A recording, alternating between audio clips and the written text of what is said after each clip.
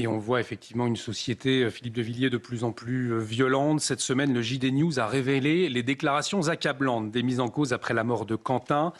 Des déclarations lors de leur garde à vue dans le cadre de l'enquête. Alors Jacques-Élie Favreau, on le sait qu'il est attaché parlementaire de Raphaël Arnaud, qu'il est député LFI. Il a reconnu devant les enquêteurs avoir scandé, je cite Philippe, « Allez Lyon Antifa, on tient, butez-le ». Et alors que les liens entre la France insoumise et une partie des suspects est avéré, eh bien Jean-Luc Mélenchon, qu'est-ce qu'il a fait? Il a choisi symboliquement de se rendre à Lyon, hier en meeting, lieu du drame. Donc c'était 15 jours après la mort de Quentin. Alors nous avons entendu certains parler effectivement d'un déplacement, d'un geste audacieux et d'autres plutôt de provocation. Quelle est votre analyse, Philippe de Villiers, sur ce choix de Jean-Luc Mélenchon? Je dirais que c'est une provocation audacieuse. En fait, ça s'appelle revenir sur les lieux du crime. Il paraît qu'ils font tous ça. La joie morbide, l'ivresse sardonique. Il était euphorique d'être à Lyon. Ignominieux. Et il feignait d'ignorer que la victime a été tuée, piétinée, tabassée par des membres de sa milice. Et non seulement ça, mais il s'est permis de nazifier les victimes. Il a nazifié Quentin et il a nazifié la Némésis. Némésis, c'est les victimes. Némésis, c'est 7 filles qui sont arrivées pour protester contre, de manière tout à fait pacifique, contre la présence de Rima Hassan à Sciences Po. 2 ont été blessées, dont une étranglée. Et qu'est-ce qu'a fait Mélenchon, repris par Nunez, qui à l'Assemblée a dit on va dissoudre Némésis. C'est-à-dire qu'en fait, c'est l'ultra-gauche, c'est l'extrême-gauche qui tue, et c'est l'extrême droite qui est coupable. Si tant est qu'on puisse parler d'extrême droite pour Némésis. Némésis, c'est une association qui lutte contre le communisme, contre l'islamisme et contre le nazisme. De manière tellement pacifique qu'il n'y a jamais eu un problème judiciaire. Donc moi, je ne peux pas accepter ça. Et vous voyez, ce soir, je suis déterminé dans ce que je vais vous dire, parce qu'en fait, je vois autour de moi que tout le monde se tait. En fait, c'est l'affaissement mental. On est en mai 40. C'est l'affaissement mental. Tout le monde a peur, en fait. Il est en train de gagner, Mélenchon. Il installe la peur. Il fascise le monde qui nous entoure. Il le fascise. Et donc, il crée la peur. Mais, en fait, hier, j'ai regardé le meeting et je me suis dit, il est en train de faire sa mue. Il est en train de devenir un militant insurrectionnel. En fait, il va aller aux élections, mais ce n'est pas son problème, en fait. Ce qui compte, c'est la rue. Et donc, tout est orienté vers la rue. Sinon, il ne se lâcherait pas comme il se lâche. Il serait prudent. Il ferait du marketing un petit peu comme il savait faire. Et donc, je vais vous dire, Mélenchon, c'est l'ennemi de la France. Je crois qu'Éric Zemmour a dit ça hier. C'est le grand remplacement. C'est plus Zemmour, le grand remplacement, c'est Mélenchon qui le revendique. C'est l'immigration de masse pour tuer la France et en finir avec la population de souche, changer de population. Et enfin, c'est l'islamisation de la France. L'islamisation de la France, c'est-à-dire une nouvelle civilisation. Voilà, c'est ça Mélenchon. Si on ne comprend pas ça, on ne comprend rien à Mélenchon. Mélenchon est un révolutionnaire, c'est un trotskiste. Trotskiste un jour, trotskiste toujours. Alors, c'est vrai, à vous entendre, on le comprend bien, finalement, les députés de la France Insoumise, ils accusent tout le monde, excepté les tueurs, finalement. Avec Geoffroy, nous avons souhaité vous soumettre 3 morceaux de bravoure, si je puis dire, et pour avoir votre réaction. Alors, il s'agit de Jean-Luc Mélenchon, Mathilde Panot et Sophia Chikirou. Regardez. Bonjour, je suis Lisa Lab, journaliste pour le Média. Moi, je vais revenir sur la mort de Quentin, le jour où tout le monde l'a appris. Quentin, qui est-ce ? Pardon, le militant néo-nazi à Lyon On parle qui bien a du été même, tué. Quentin Durand. Oui. Okay. Oui, nous connaissons l'histoire et nous savons ce qui se passe lorsque l'on glisse sur la pente et lorsque on met en équivalence deux extrêmes. Je le redis, la manière dont est instrumentalisé ce drame dans ce pays est d'abord le fait de vouloir cacher la propre violence de l'extrême droite. Dans ce pays, c'est l'extrême droite qui tue. 90% des meurtres à caractère idéologique dans ce pays depuis 1986 sont les faits de l'extrême droite. Il y a depuis 2022, rien que depuis 2022, 12 personnes qui ont été tuées en France par l'extrême droite. Et je signale qu'aucune de ces personnes n'a eu 2 minutes de silence à l'Assemblée nationale ou même un mot d'Emmanuel Macron. Vous lui reprochez quoi, Raphaël Arnaud? D'être antifasciste? Mais si on commence à reprocher à des gens d'être antifascistes, il faut peut-être s'interroger et se dire, mais peut-être que s'il y a un antifasciste, et nous tous les insoumis antifascistes dans l'Assemblée, c'est qu'il doit y avoir des fascistes dans ce pays. Et si on commençait par dire, venez, désolidarisez-vous des fascistes, virez les fascistes de l'Assemblée, virez les fascistes des conseils municipaux, virez les fascistes des médias, parce qu'on n'en peut plus des laquais des fascistes sur les plateaux télé. Vous nous dégoûtez, vous n'êtes pas journaliste, vous n'avez rien de journaliste, rendez la carte. Vous êtes des petits agents. C'est ce que Simone Veil appelait les nazis à petits pieds. Voilà ce qu'ils sont, des nazis à petits pieds qui portent la cravate, se font beaux, se maquillent sur les plateaux télé et nous donnent des leçons. Geoffroy Lejeune. Cher Philippe, comment réagissez-vous aux 3 propos qu'on vient d'entendre qui émanent de la France insoumise? Alors, il faut toujours décrypter en se mettant à la place de celui qui perd ses nerfs. Ces 3 morceaux de bravoure, comme vous dites, ont une signification. La panique à bord. Je m'adresse aux Bretons de Dinard. C'est ça, vous êtes de Dinard, hein? Ah, mes Oui. parents, effectivement, c'est ça. Donc, quand j'étais petit, on allait de Roteneuf à Dinard, de Saint-Malo à Dinard avec les vedettes vertes. Ça existe encore? Bien évidemment, ces vedettes existent toujours. Il y avait une règle, quand vous voyez les îles Chausey au large... Oui, exactement. Voilà. Oui. Et alors, on allait au Mont-Saint-Michel tous les ans, évidemment. On était tout près. Et au Mont-Saint-Michel, vous savez que il ne faut pas aller sur les sables mouvants, c'est très dangereux. On nous expliquait que la mer, quand elle monte, la marée montante, va à la vitesse d'un cheval au galop. Mais là, c'est ce qui arrive. La marée montante et le cheval au galop, la Chikirou, et voit que le cheval arrive au galop. C'est quoi le cheval? C'est les procédures judiciaires. En fait, il y a 2 procédures judiciaires. J'explique en 2 mots l'état de la situation. Rien que pour leur faire peur. Première procédure judiciaire, c'est un cordon de poudre à combustion lente. Il y a 3 juges d'instruction, derrière le procureur, qui travaillent. Et maintenant, on en est à l'inspection des fadettes. Et on va tout savoir sur les fadettes et sur les communications entre les uns et les autres. Qui a appelé qui? Qui a passé les commandes? Donc je comprends qu'ils aient peur, parce que les fadettes sont éloquentes, bavardes.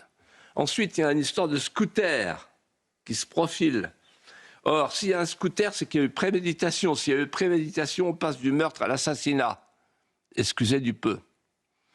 Et puis la deuxième procédure, qui est beaucoup plus rapide, celle-là, c'est la procédure pour reconstitution de ligue dissoute. Or, il suffit de regarder les images. Passez chez vos confrères de quotidien, notamment. Merci, monsieur Apathy, un brave homme, toujours prêt à nous aider quand il s'agit d'un bon combat. Ben, en l'occurrence, il a passé les images. On voit le stand de la jeune garde à l'université d'été de la France insoumise. Donc les preuves, il ne faut pas aller les chercher, elles seront là. En fait, en regardant ces 3 morceaux de bravoure, je me disais au fond, comment définir la France insoumise? Et moi, je hasarde la réponse suivante. C'est une secte bolchevique. Alors, on n'en a plus l'habitude. Alors, c'est une secte parce que la caractéristique d'une secte, c'est qu'il y a un gourou, le chef suprême. Là, hier, on a vu le gourou qui parlait pendant 2 heures. C'est le temple solaire. En fait, c'est un mélange de Robespierre et de comédie. Il a de Robespierre les colères et de Khomeini les fatwas. Et je dis bolchevique, c'est-à-dire il y a le parti unique, il y a le parti totalitaire. Alors, on dit fasciste, antifasciste, tout le monde se fait avoir. On dit c'est un fasciste. Non, c'est pas un fasciste, c'est un communiste. Il dit lui-même, je suis collectiviste, je suis rouge. Donc, il le revendique, donc c'est pas la peine d'aller chercher ailleurs. La différence entre le fascisme et le communisme, c'est que le fascisme, il y a eu un procès, nazisme, Nuremberg. Le communisme, ils s'en sont très bien tirés, ça continue. Il y a encore un parti communiste en France, à l'Assemblée. Voilà. Et donc, c'est un parti totalitaire. Et ce que je voudrais ajouter, ce qui m'a frappé, c'est qu'il y a un double renversement. Le premier renversement, c'est que par rapport à Marx, il a cité Marx hier, Marx disait, ce sont les prolétaires qui pourchassent les bourgeois. Et là, en fait, quand on regarde les prénoms des détenus provisoires, c'est que des prénoms du calendrier grégorien. C'est des bourgeois, des fils de bourgeois. Et là, c'est les bourgeois qui poursuivent les prolétaires. Et au sens où Jaurès disait, c'est dans le prolétariat que le verbe de la France s'est fait chair. Et il ajoutait, la patrie, c'est le bien de ceux qui n'ont rien. Or, eux, ils rejettent la patrie. Et deuxième renversement, qui est encore plus étrange, dans la logique antifa, c'est le fascisme qui tue l'antifascisme. Et là, c'est l'antifascisme qui tue le fasciste. Donc je comprends qu'il s'excite, je comprends qu'il vocifère, mais toutes ces vociférations, en fait, sont révélatrices de ce qui affleure la peur panique, parce que M. Mélenchon sera bientôt entendu. C'est très intéressant de rappeler effectivement qu'il y a une enquête, de rappeler les faits, puisque peut-être pour clore sur ce dossier Quentin, le débat a été ramené vers les violences d'extrême droite. On l'a constaté ces dernières quinzaines de jours, cherchant à établir une équivalence entre ces radicalités politiques. Est-ce que, Philippe de Villiers, vous considérez que la bataille de la vérité a été perdue aujourd'hui? Elle a été perdue.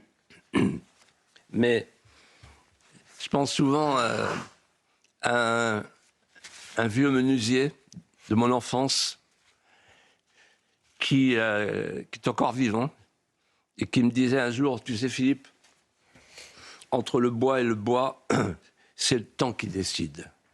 C'est le temps qui juge. La vérité ne triomphe jamais, mais ses ennemis finissent toujours par mourir. Il y a le temps qui ternit, le temps qui sauve, le temps qui pourrit. Et donc, là, on a vécu 2 semaines contrastées. La première semaine, c'est la semaine de la vérité. Et la deuxième semaine, c'est la semaine de la contre-vérité. Alors, la semaine de la vérité, dans le récit sur la mort de Quentin, la semaine de la vérité, c'est simple, ça se ramène à 2 phrases. Il y a eu un meurtre, il y a eu une marche blanche. Alors, il y a eu un meurtre. Bon, on a les images, ça nous sauve par rapport à Crépol, parce que s'il n'y avait pas eu les images, on nous aurait refait le coup de Crépol, de la mêlée, confuse, et on aurait oublié la phrase « ils ont planté du blanc », etc. Donc il y a les images et il y a le procureur. Et ça concorde. Il y a une convergence sur 3 caractéristiques qui sont maintenant retenues par la justice. La première, c'est qu'on a un individu isolé et non pas une rixe, une confrontation, une mêlée. Non, un individu isolé. Deuxièmement, il est tabassé à mort. C'est un lynchage, c'est clair. Les images sont irréfragables. Et troisièmement, les meurtriers sont probablement repérés par la justice. Et il se pourrait que ce soit des proches de Mélenchon et de Arnaud. Il se pourrait. Bon. Donc ça, voilà ce qu'on sait pour l'instant. Bon. Normalement, avec ce qu'on sait là, ça suffit. Il n'y a pas besoin de parler de fascisme. Deuxièmement, la marche blanche. Je vais revenir là-dessus parce que moi, je ne peux pas laisser passer les inepties. On a dit, oui, il y avait des chants fascistes, des chants nazis, etc. Mensonge. La marche blanche, elle a été digne, elle a été calme. Bon, il se peut qu'il y ait eu des gestes. La préfète a guetté avec ses jumelles des gestes. Bon, elle a peut-être vu des gestes. Je ne sais pas, j'en sais rien. C'est possible. C'est déplorable. C'est même scandaleux. Mais ça n'entache pas l'intention de la manifestation, l'intention des organisateurs. Et l'intention, elle apparaît dans les 3 chants. Premièrement, la cavalcade, c'est un chant scout. Vous avez été scout, non? Vous l'avez chanté, non? Je le connais par cœur encore. Et moi, non seulement... Alors, moi, j'ai pas été scout, mais je l'ai chanté quand j'étais élève officier de réserve à Côte-Quidan. On nous faisait chanter la cavalcade. C'est pas un chant fasciste. C'est un chant guerrier, un chant que les légionnaires chantent, etc. Ensuite, Adieu camarades, c'est pareil, c'est un chant qui date de 1809. Il n'y avait pas de fascisme en 1809. Et alors, le plus beau, c'est la Ligue Noire. Oh là là, la Ligue Noire, la Ligue Noire. La Ligue Noire, c'est un chant que je connais bien. C'est la petite Vendée lyonnaise. Il y a eu 3 Vendées. Il y a eu la Vendée historique, la Vendée militaire, comme on dit chez moi. Ensuite, il y a la petite Vendée lyonnaise qui a été massacrée par la terreur. Et la Vendée provençale. Il y a 3 Vendées. C'est-à-dire qu'on résistait. Et donc, cette Vendée, elle a composé un chant qu'ils ont chanté. C'était un symbole. C'est-à-dire qu'en fait, ils ont chanté contre la terreur. Ils ont chanté un hymne aux martyrs qui ont lutté contre le premier totalitarisme, celui de Robespierre. Pas mal, non? Voilà. Alors maintenant, la deuxième semaine. Alors la deuxième semaine, dès lundi, écoutez bien, dès lundi, la victime, Quentin, devient l'agresseur. Le mardi, mercredi, il devient fasciste. Le jeudi, vendredi, il devient nazi. Et le samedi, nazillon. Ah, c'est une nouvelle espèce. Voilà. Et la marche blanche devient la marche brune. Voilà, c'est plus simple. Voilà. Alors, il suffit de faire le tour des popotes, que je vous propose de faire avec moi en quelques instants. La société médiatique, elle multiplie, dans la deuxième semaine, elle multiplie les gargarismes rhétoriques sur la bête immonde. Puis, elle parvient à la conclusion de son enquête avec un rituel conjuratoire face au fascisme imaginaire de Quentin. Et elle conclut avec 2 stéréotypes qu'elle a trouvés, qu'elle a réunis et qu'elle a brandis. Premier stéréotype, il était en état d'ivresse patriotique. Deuxième stéréotype, il était en état d'ivresse de piété dévote. Donc, c'est un amoureux de la France, donc ça veut dire que c'est un anti-européiste, ça veut dire que c'est un anti-multiculturaliste, ça veut dire que c'est un conservateur, ça veut dire qu'en fait, il est français, de l'ancienne France, de la France éternelle. Donc, il est pour les patries charnelles de Péguy, d'ailleurs, il y avait une banderole de Péguy. Donc, fasciste. Parce qu'aujourd'hui, c'est comme ça. Ensuite, il était catholique. Ah, il était catholique. Donc, fasciste.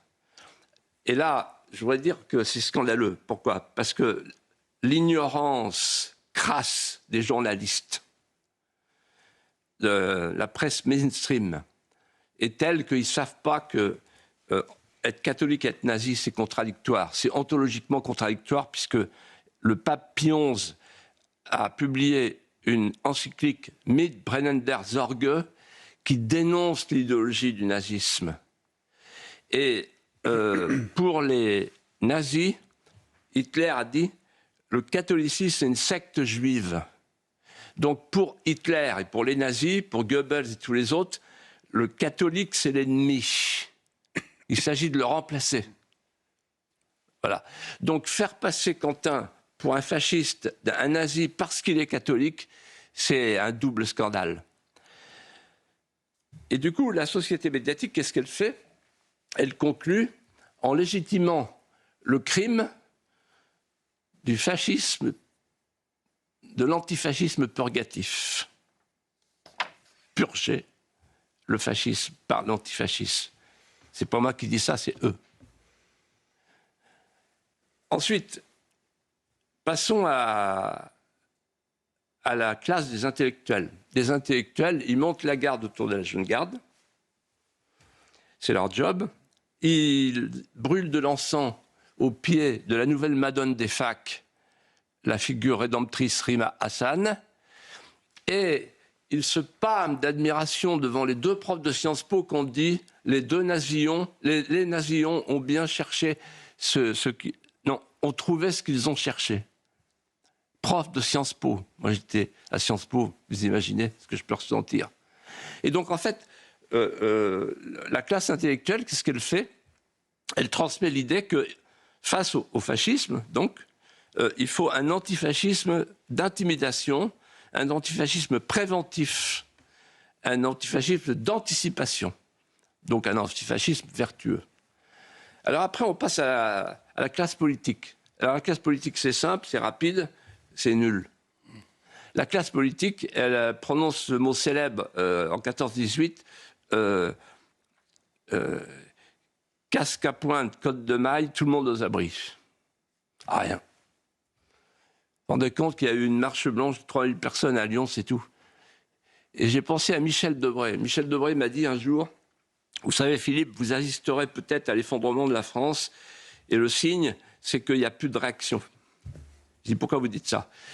Parce que quand le général de Gaulle m'a appelé le 28 mai 1968, il m'a dit, il faut que dans 2 jours, il y ait une grande manif. Je veux 1 million de personnes dans la rue, sur les Champs-Élysées. Et il y a eu 1 million de personnes. Aujourd'hui, tout le monde a peur.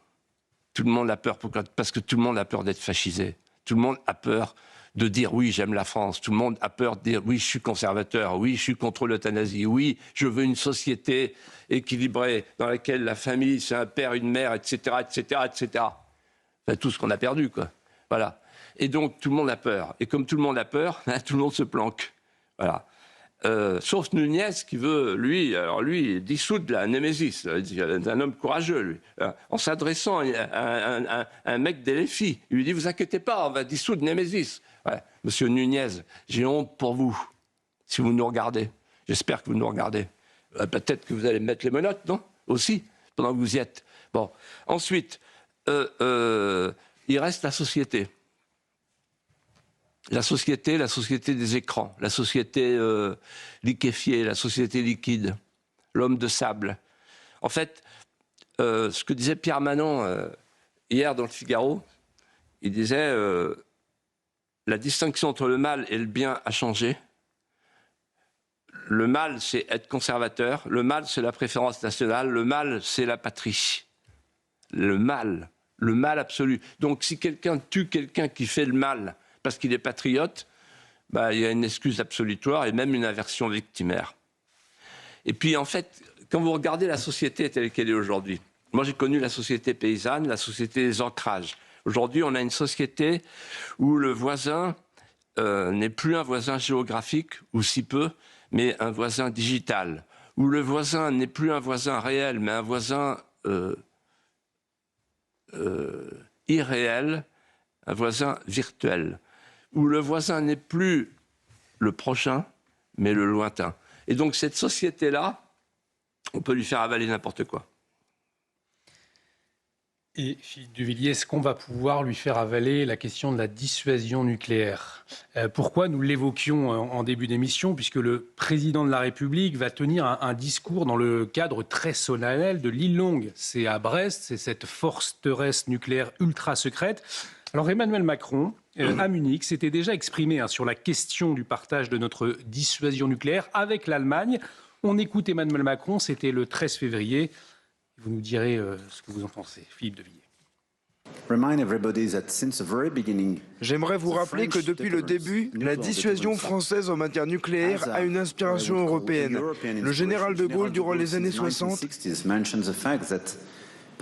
avait parlé des intérêts vitaux de la France, mais ces intérêts vitaux comprenaient aussi déjà une dimension européenne. Tous mes prédécesseurs ont répété cette approche. Pour moi, c'est quelque chose de clair depuis 2019, au moment où les États-Unis se sont retirés du traité sur les forces intermédiaires. Nous devons restructurer notre architecture de sécurité en Europe. Geoffroy Lejeune.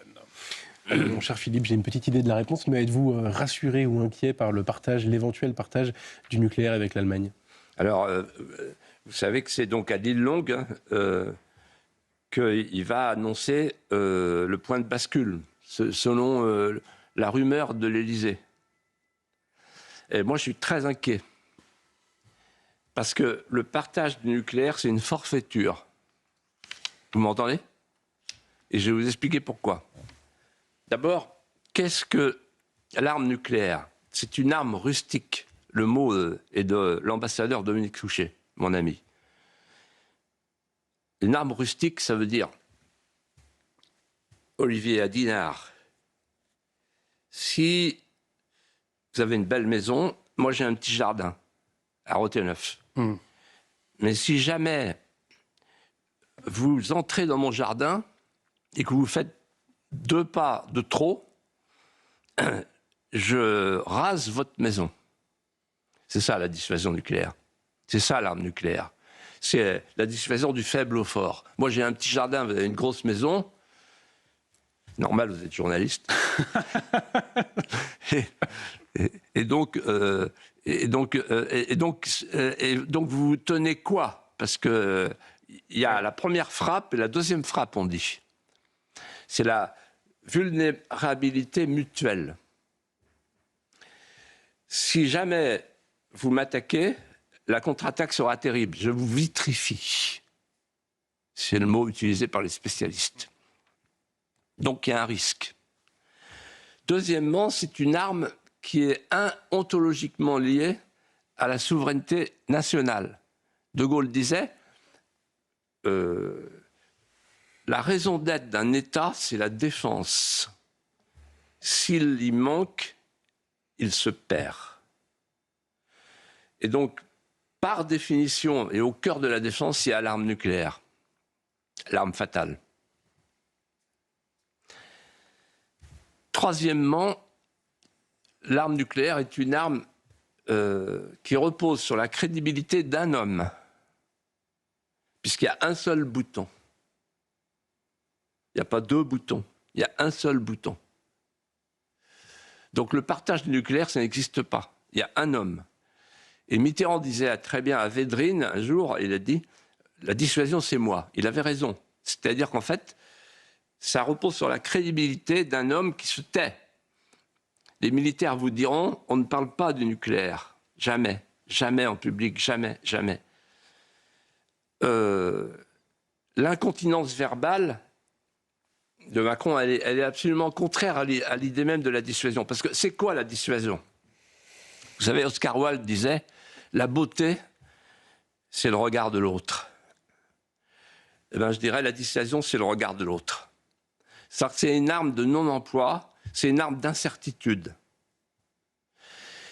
Et qui, en fait, a 3 utilités majeures, et 3 seulement. La protection d'une population, le libre exercice de la souveraineté et l'intégrité du territoire. Ça s'appelle la sanctuarisation. Et s'il n'y a plus la sanctuarisation, si on dit demain on pourra menacer tel ou tel adversaire, si la Lettonie est attaquée, cette incontinence verbale nous affaiblit. Et j'arrive à la question clé qui va être posée lundi, j'imagine, par le président de la République, c'est la question de l'Union européenne. Parce qu'en fait, c'est ça qui est derrière. Van der Leyen, l'impératrice, elle veut pouvoir avoir un petit bout du pouce de Macron sur le bouton. Parce que, alors, à ce moment-là, ça y est, on a un État, l'État européen. C'est ce qui manque pour faire un État européen. C'est le dernier attribut qui manque, le dernier attribut régalien. Et là, je dis ceci, le partage du nucléaire au niveau européen manque à la doctrine de la souveraineté. Parce qu'il n'y a pas de souveraineté européenne pour l'instant. On y va tout droit à la souveraineté européenne, mais tant qu'il n'y a pas de défense européenne, d'armée européenne, il n'y a pas de souveraineté européenne. Le cœur de la souveraineté, c'est la défense, c'est l'armée européenne. Et deuxièmement, cette formule, elle manque à la doctrine d'emploi. Elle manque à la doctrine d'emploi parce que, à partir du moment où on va dire ce qu'il va dire lundi, voilà, on est prêt à utiliser le nucléaire pour protéger toute l'Europe, il n'y a plus de dissuasion. Et pourquoi ils font ça? Parce qu'ils veulent se servir de l'atome comme ils se sont servis de l'euro. Ils se sont servis de l'euro pour fédéraliser l'Europe, c'est pas moi qui le dis, c'est Mencke et les autres, Trichet et les autres. Se servir de l'euro pour fédéraliser l'Europe. C'est-à-dire pour faire un État, un super État. Et là, ils veulent se servir de l'atome pour compléter cet État fédéral à venir. Et donc, c'est ce que j'appelle une forfaiture. C'est-à-dire qu'on ne dit pas aux Français, on va se servir du bouton nucléaire qui, par définition, appartient à la souveraineté nationale pour fabriquer une souveraineté européenne dans laquelle la France va se fondre et donc disparaître. Nous aurons bien évidemment votre décryptage en tête lundi, quand le chef de l'État va s'exprimer depuis Brest à Alors, Lille-Longue. j'espère qu'il va faire attention. Oui. Parce que, encore une fois, quand on a l'arme nucléaire, regardez les Chinois, regardez les Russes, regardez les Américains, ils n'en parlent jamais. Parce qu'on ne parle pas, parce que l'ennemi potentiel ne doit pas savoir quelles sont mes intentions, jusqu'où va la sanctuarisation. Et ça, c'est De Gaulle qui nous l'a très bien expliqué quand il a créé la force atomique.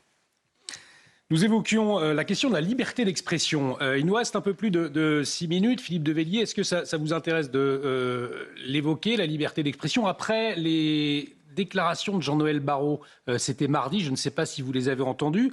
En fait, c'était sur les antennes de France Info. Il a pointé la menace, je le cite, de l'international réactionnaire avant la prochaine présidentielle, une internationale réactionnaire, je reprends ces thèmes, qui ferait de l'ingérence, notamment sur les réseaux sociaux, et cela perturberait le débat public et cela fragiliserait notre processus démocratique. Il souhaite, alors là aussi je le cite, une mise au pas de nos réseaux sociaux. Nous nous interrogeons, Geoffroy Lejeune, effectivement, après ces déclarations. Philippe, pensez-vous que nous sommes en train de vivre les derniers instants de la liberté d'expression ? C'est possible, oui. La déclaration du Vergène de poche, là, elle est très inquiétante. La mise au pas, carrément, il y va carrément. Donc, je reviens en arrière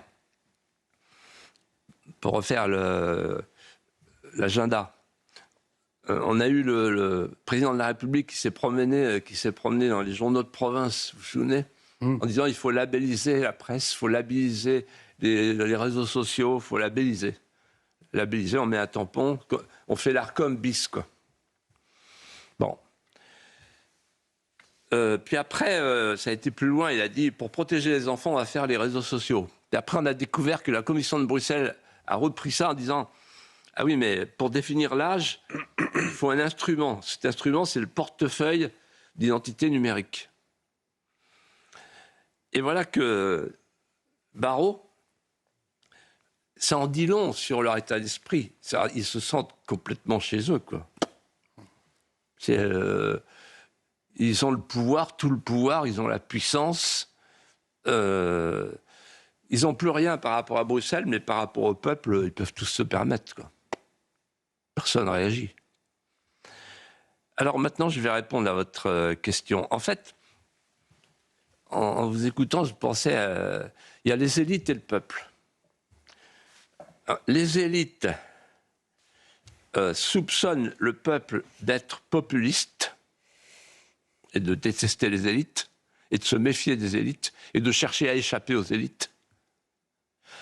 Et le peuple, lui, soupçonne les élites de populophobie, c'est-à-dire de le détester.